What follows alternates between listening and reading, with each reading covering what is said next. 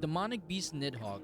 I'm finally able to do this on JP with my 4.6 million box, which is very, very tough. The first unit I had to get LR'd is definitely Liz because she makes this so much easier. It just had to be her, so she had to be my first LR, especially for just getting this done because I don't really have card set or anything. So for survivability and stuff, I think she's the best unit I could have chosen, especially if I want to like increase the amount of relics I'm able to have over time. The first relic I got was Freya, obviously, because she's like a must for this. She makes it so much easier just having her here because she does that like an insane amount of damage. Like she just brings forth so much DPS and her relic just fits so good. You just have to. All these units, I don't think I have like anything too insane for their ult levels at all. I have no cosmetic buff for anyone in here, no gear, anything. So yeah, full SSR gear. The only thing, like for Liz, I have one piece rolled for like the recovery rate. I don't even have like the resistance piece where you normally have in like the middle. I don't have that. So it's triple defense, but only the recovery rolls. That's it. Going into it, I didn't think I would be able to survive that much. But like once you start proccing everything, your team, even with like my lower tier gear, it's definitely just working perfectly. I don't see a problem with it. It is gonna be a little slower because I don't have UR gear. I don't have like I don't have better all gauges or anything, but being able to do it is really what counts for me. So I'm finally able to get some like relics in on my JP and finally build out certain units and build out certain teams, which definitely like heavily rely on like their relics. So that's really, really nice. If I didn't have like red summer Margaret, I definitely would use blue because she's still pretty much viable. On my global account, yes, I don't have this red Margaret, by the way. I use blue and it works perfectly fine.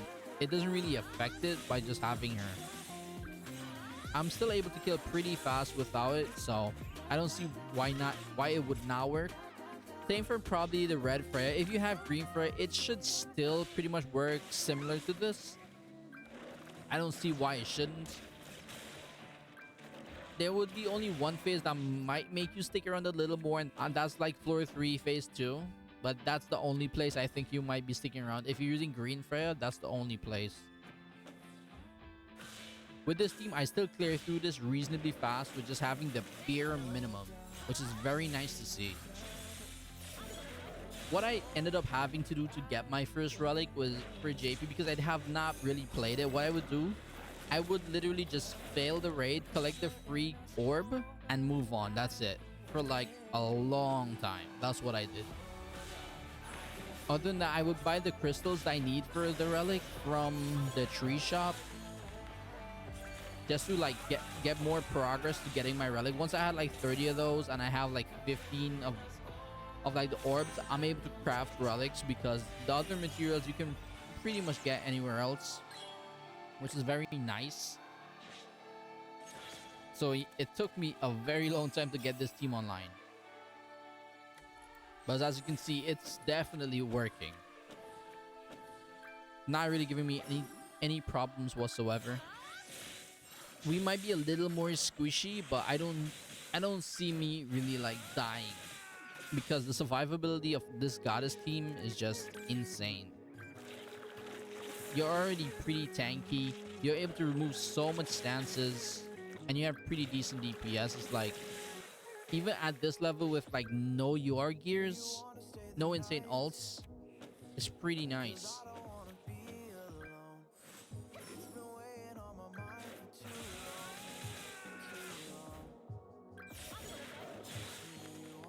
There are certain damage checks where I find like it's kind of annoying, but I don't see it really holding you back too much.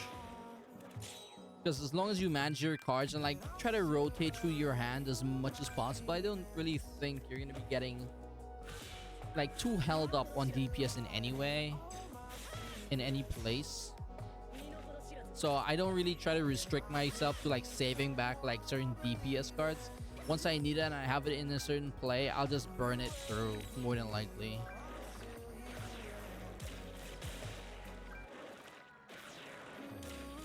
because with this team, you don't really want to hold back. You want to keep rotating your hands as much as possible to just get it done, get through it. So just there's no reason for me to really like hold back cards. So I just spam them out as soon as I get a perfect opportunity to use them, and I see like maybe this DPS hits a certain ceiling or threshold, I'll just run it straight through.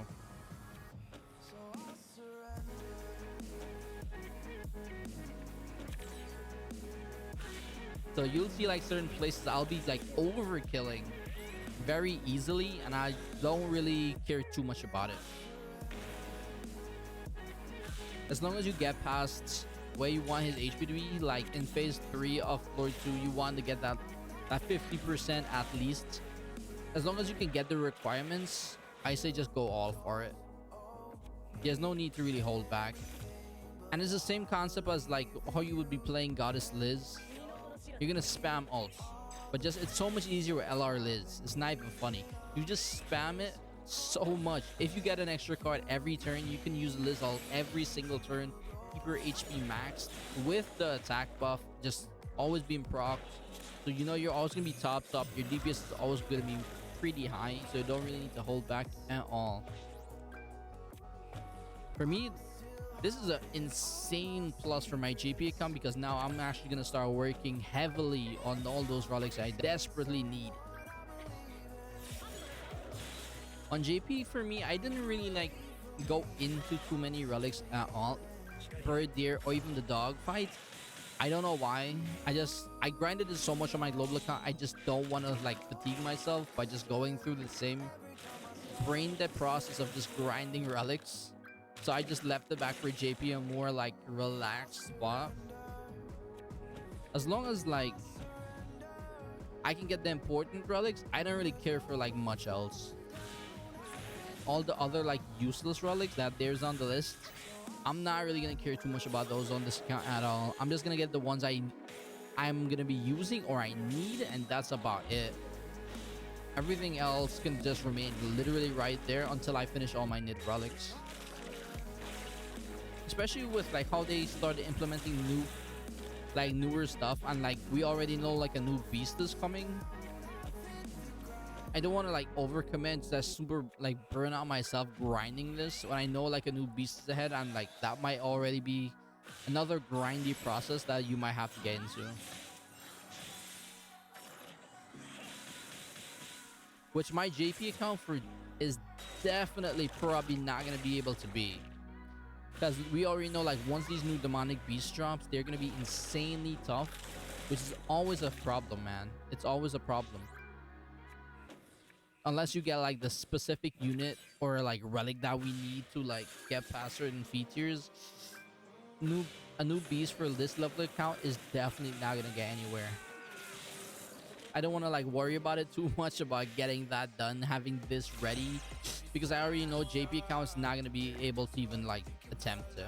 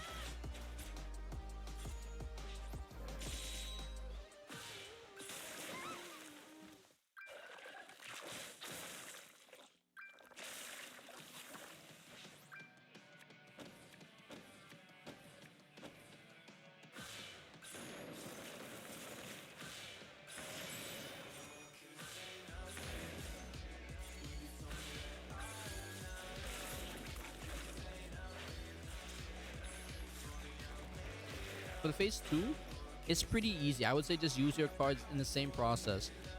Don't really worry too much about like this 15% once you remove a stack right now. Because with the amount of buffs you have and the amount of ults you're going to be spamming, you're able to like cut down that bar a lot faster than you would normally if you're using any other team. So this is the one team you don't really have to worry about it. As long as I want to like not tank like take a darkness stack for like one of my units, I'll just burn a card because why not? Because I already know I'm able to remove so much of the bar percentage at a time. It's not even funny. Because I can spam buffs, spam ults very easily. And removing his stance is like next to nothing.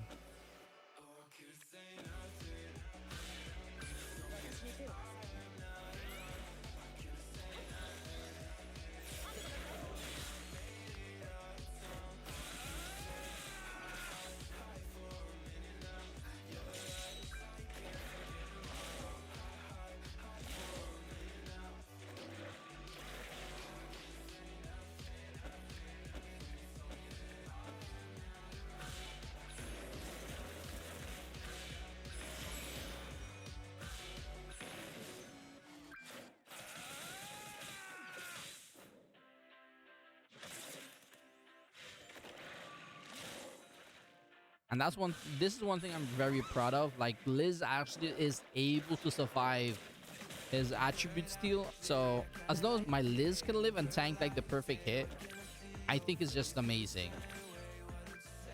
As long as my Liz is able to do that, I'm very, very happy. That's all it is.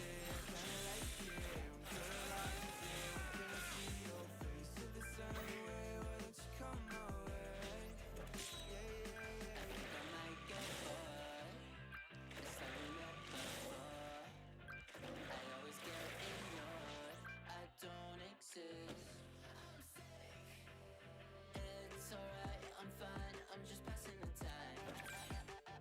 I need you in my life. When I'm with you, I can't move, it feels like I'm losing my mind. I kinda like it.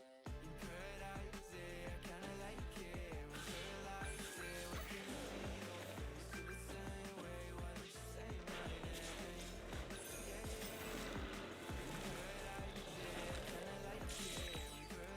Same for like phase 3. It's not even a contest. Like my DPS is definitely here. Like at first I was really worried, but then I saw like Fred just pop off. I was like, oh yeah, it's fine, it's okay, we're chilling. I wasted too many cards, but we should be fine anyway. Because I still have Mael like ult coming in. If my Fred can do that level of damage, I already know my Mael is gonna pop off. So at that point, I'm okay. And I just need to hold maybe like one cleanse from when I get ulted. And that's it. It's GG's easily. Because I thought maybe my DPS wouldn't be like that peak. But as long as I can hit this level of DPS, like 1.7 mil easily with both these units, I'm just chilling with DPS. And I can just tank everything he throws at me and just win easily. Since not having UR gear, not having the card set, all these, not having better, like perfect links with better gear sets, I thought it would be insanely tough to get this done. If I had known it wasn't this tough, I may have done it like, probably wouldn't have waited till I built out the team to like fully SA'd.